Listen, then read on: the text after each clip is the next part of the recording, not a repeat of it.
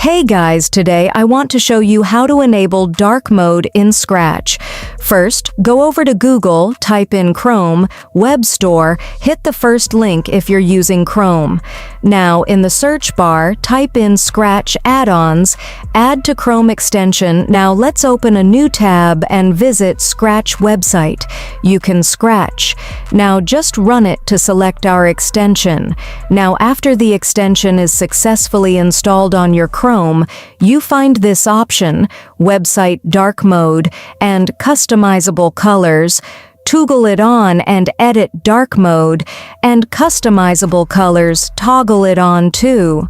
Now try to reload the web page, and as you see, the Scratch is on the dark mode. And that's it, guys. We successfully enabled the dark mode in Scratch in few simple steps. If you found this hack helpful, don't forget to like and subscribe and leave a comment.